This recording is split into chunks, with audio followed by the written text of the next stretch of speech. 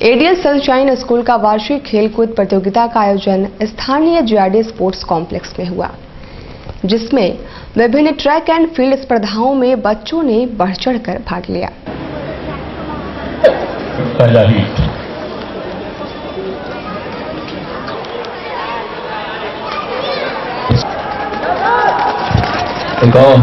Junior boys का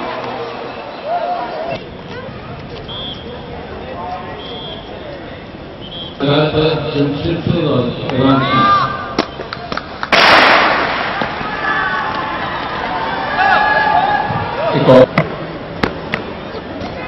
athletic meet भी जमशेदपुर में हुई थी। जितने बच्चे क्वालिफाई किए रीजनल्स के लिए, उसमें आज सब मिला के 68 बच्चे बिहार झारखंड के सारे आईसीएसई स्कूल से आज यहाँ पे उपस्थित हैं। और आज सच बिहार झारखंड रीजन में 6 जोन्स है, जिसमें जमशेदपुर जोन भी एक है। जमशेदपुर जोन के अलावा पटना, भागलपुर, देवघर, धनबाद और Ranchi zone. Indian gas agency के मालिक को बीती रात अपराधियों ने लूट के इरादे से गोली मारकर घायल कर दिया। शहर में आपराधिक घटनाओं पर रोक नहीं लग रही है। लगभग हर दिन कोई न कोई घटना प्रकाश में आती है। टिमना चौक के समीप इंडियन गैस एजेंसी के मालिक आनंद प्रभात को लूट के इरादे से बाइक सवार 3 अपराधियों ने रोका। उनके पास बैग में रखे रुपए छीनने के प्रयास में एक अपराधी ने गोली चला दी, जो उसके कमर में लगी। बाद में अपराधी भाग खड़े हुए। लोगों ने आनंद प्रभात को टाटा मुख्य अस्पताल में भर्ती कराया है। हमको तो यही जानकारी मिला कि जहाँ पर कोई लगा पीछे था। कहाँ से? हमने न उससे पूछे न कुछ किए। क्या स्थिति है सर? स्थिति तो ठीक है, स्थिति अब तो नॉर्मल है।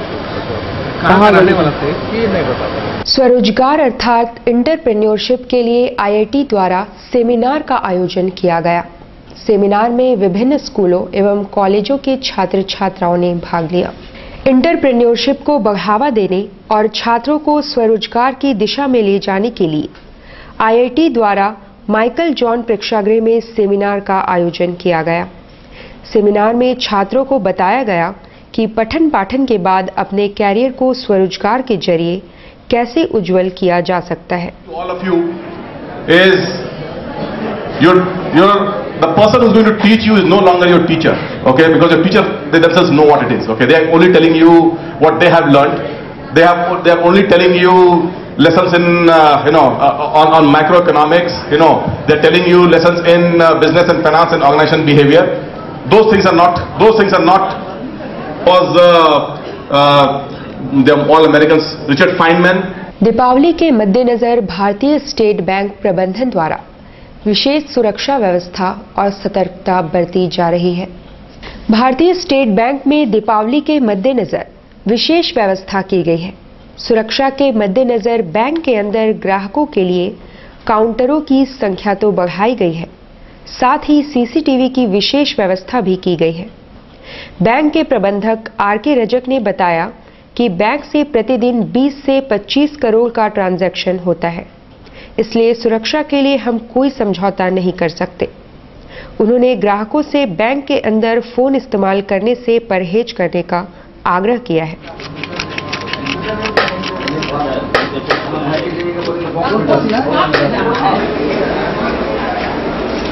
हम लोगों ने अपने हम लोगों ने कस्टमर से रिक्वेस्ट किया है कि वो बैंक परिसर में मोबाइल कैमरा का यूज ना करें, मोबाइल में किसी तरह का कोई बात ना करें, किसी भी तरह का कोई संवाद न करें। और हमने अपने बैंक के सभी ग्राहकों से ये रिक्वेस्ट किया है कि अगर आपको बात करनी है तो बैंक परिसर से बाहर जाकर बात करें। अपने सिक्योरिटी में जो लोग लगे हुए हैं, हमारे गार्ड्स लोग, उनको निर्देश, सुरक्षा के निर्देश दिए गए हैं। जरूरत पड़ने पर उनसे आदरपूर्वक उनकी अपनी बातों को रखा जा रहा है कि आप यहाँ बात ना करें। अब खबरें चाईबासा की। आत्मसमर्पण करने वाले पीएलएफआई के 9 नक्सलियों के पुनर्वास और अनुदान तथा सामूहिक बीमा के लिए गृह विभाग ने मसौदा तैयार कर लिया है। उपायुक्त शांतनु कुमार अग्रहरी ने आज पुनर्वास समिति की बैठक की, जिसमें 10 बिंदुओं पर चर्चा हुई और फिर पुनर्वास प्रस्ताव को पारित कर दिया गया। जिला से पारित प्रस्ताव को गृह विभाग के पास भेजा जाएगा। जहां इस पर अंतिम मुहर लगेगी। आपको बता दें कि पिछले दिनों रांची में PLFI के 9 सदस्यों ने आत्मसमर्पण किया था, जिनके पुनर्वास के लिए सरकार कोशिश कर रही है। दिनों कुछ PLFI के सदस्यों का आत्मसमर्पण रांची में पुलिस मुख्यालय में किया गया था। उसी के आलोक में स्क्रीनिंग कमेटी की बैठक हुई थी और स्क्रीनिंग कमेटी के रिपोर्ट के आलोक में आज हम लोगों ने पुनर्वास समिति की बैठक भी की और उन सभी 9 आत्मसमर्पित व्यक्तियों का हम लोगों ने पुनर्वास पैकेज निर्धारण कर दिया समिति के द्वारा और इसके आलोक में प्रोसीडिंग को हम लोग गृह विभाग को अनुमोदन के लिए भेज देंगे। इसी संबंध में आज की बैठक थी। तो लोग कितना क्या मिल रहा है? वो डिटेल्स हैं पैकेज में आपके स्वरोजगार के लिए है, ट्रेनिंग के लिए है, पुरस्कार की राशि का अनुमोदन किया गया है, पुनर्वास अनुदान है, परिवार के लोगों का सामूहिक बीमा है, स्वयं का आत्मसमर्पित व्यक्ति का जीवन बीमा है। ये सब करीब 8-10 बिंदु हैं।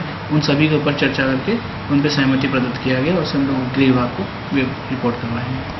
आदिवासी सरना कोड लागू करने तथा CNT और SPT एक्ट में संशोधन के विरोध में लोग एकजुट होने लगे हैं। उन्होंने इसे आदिवासियों के अधिकार पर कुठाराघात बताया है। राज्यसभा सांसद प्रदीप बालमुचु, चांदमुनि बालमुचु, कांग्रेस के नगर अध्यक्ष त्रिशानु राय सहित बड़ी संख्या में ग्रामीण इस रैली में शामिल हुए। सरकार के खिलाफ नारेबाजी की गई। प्रदीप बालमुचु ने कहा कि जिनके लिए इस राज्य का गठन हुआ उन्हीं के अधिकारों का कुठाराघात हो रहा है। सरकार के इस कदम का हम सड़क से लेकर सदन तक विरोध करेंगे।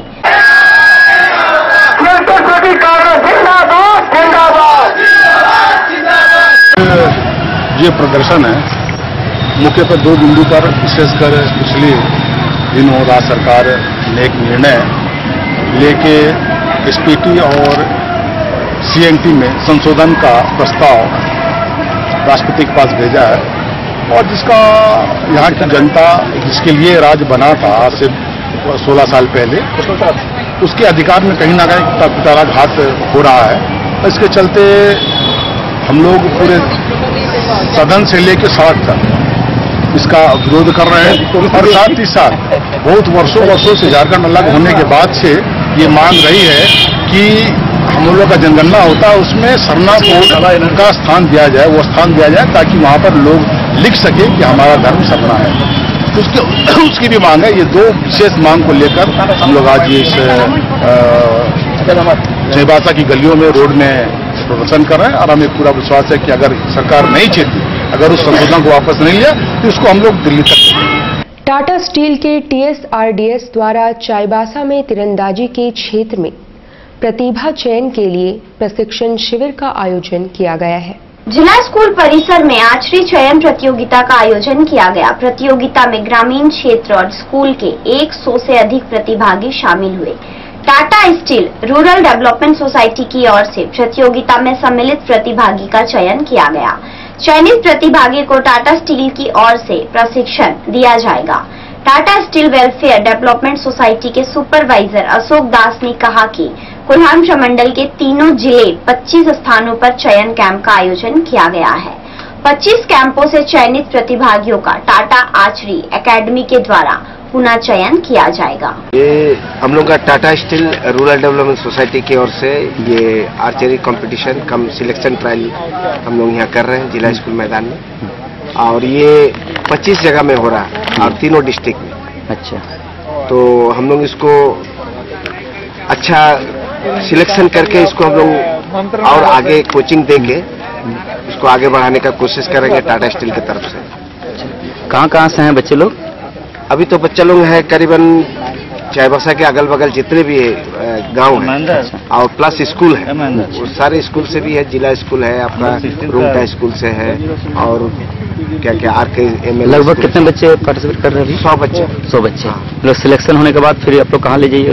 इन लोगों को अभी जो भी सिलेक्शन होगा ये लोग फिर 29 तारीख को ये लोग का फाइनल होगा आपका जमशेदपुर। अच्छा, जमशेदपुर में फाइनल होगा, वहाँ भी ये लोग को प्राइज दिया जाएगा और वहाँ पर Tata steel Tata archery academy के जो कोच हैं उनके द्वारा फिर से सिलेक्शन किया जाएगा। कम बोनस मिलने पर झींकपानी स्थित ACC सीमेंट के कर्मचारियों ने विरोध आरंभ कर दिया है। वे 20% बोनस की मांग कर रहे थे। झारखंड जनरल कामगार यूनियन के बैनर तले एसीसी कंपनी के मजदूरों ने शहर में रैली निकाली और फिर केंद्रीय सहायक श्रमायुक्त के कार्यालय का घेराव किया। यूनियन के अध्यक्ष जॉन मिरन मुंडा ने कहा कि बिना किसी सहमति के कंपनी ने 1.33% बोनस दे दिया। कंपनी घाटे में नहीं है, इसीलिए कामगारों को 20% बोनस दिया जाएगा। हमने शिकायत की है, अगर समाधान नहीं हुआ तो हड़ताल करेंगे। आज हम लोग एएलसी कार्यालय का घेराव कर रहे हैं। यह घेराव इसलिए है कि 20% का हम लोग डिमांड किए बोनस का, लेकिन उस बोनस में एसीसी कारखाना बिना कोई एग्रीमेंट किए 8.33 का भुगतान किया और उसमें भी बहुत बड़ा घोटाला किया। और इस घोटाला में हम लोग एएलसी को भी और मैनेजमेंट को दोबारा ज्ञापन सौंपा कि इस तरह का नहीं चलेगा, लेकिन इस पर कोई कार्रवाई नहीं हो रहा है। इसको लेकर के आज हम लोग यहाँ पर घेराव प्रदर्शन कर ज्ञापन देने जा रहे हैं। और इस ज्ञापन में अब हम लोग अगला कार्यक्रम, अगर प्रशासन कुछ नहीं कर सकता है तो मजदूर हमारा यूनियन हड़ताल की ओर जाने जा रहा है। इसको लेकर के हम लोग ज्ञापन देने जा रहे हैं। इस बोनस का मामला में आपका 20% का बोनस एसीसी कारखाना कभी घाटा में नहीं है, उसको 8.33 नहीं देना है, उसको यूनियन का समझौता करके बोनस तय करना चाहिए। और इसमें बहुत सारा, अब न्यूनतम बोनस 7,000 है, लेकिन इसके बावजूद भी किसी को 2,000 तो किसी को 4,000 बोनस भुगतान किया है, जो गलत है। जिले के सभी विद्यालयों में हो भाषा की पढ़ाई सुनिश्चित करने के लिए क्षेत्रीय शिक्षा निदेशक ने शिक्षकों के साथ बैठक की। शिक्षा विभाग के द्वारा लिए गए निर्णय के आलोक में क्षेत्रीय शिक्षा उप निदेशक अरविंद विजय वेलुंग ने शिक्षकों के साथ बैठक की। बैठक में हो भाषा के जानकार शिक्षकों के बारे में जानकारी ली गई।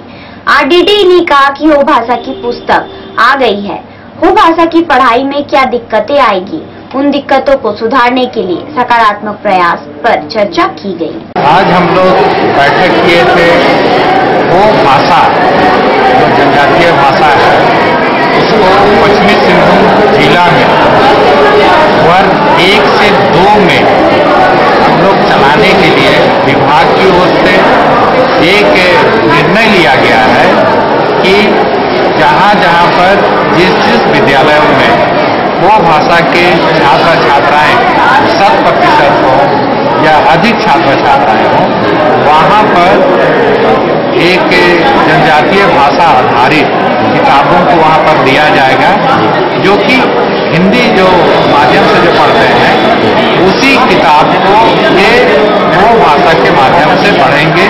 और ये वो भाषा एक देवनागरी लिपि में होगी और एक वारंचित लिपि में होगी।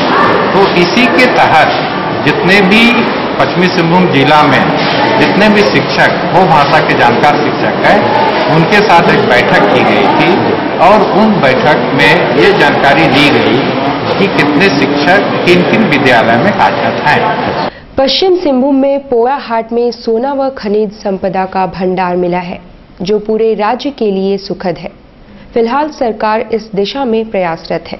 जिले के मनोहरपुर प्रखंड मुख्यालय से लगभग 20 किलोमीटर दूर पहाड़िया गांव के पास जंगल और पहाड़ों के बीच सोना के भंडार के बारे में जानकारी मिली है, जिस पर राज्य सरकार तेजी से काम कर रही है। खनन विभाग से मिली जानकारी के मुताबिक पहाड़िया गांव के जंगल के करीब 275 हेक्टेयर भूमि पर खनन का कार्य होगा, जिसमें 7 हेक्टेयर जमीन में सोना का भंडार है। पहाड़िया गांव में सोना का भंडार करीब 1 मिलियन टन से भी ज्यादा है। इसके अलावा चांदी, कॉपर, जिंक का भी भंडार है। इसके अलावा रांची के तमाड़ के पास भी सोना का 9 मिलियन टन का भंडार है।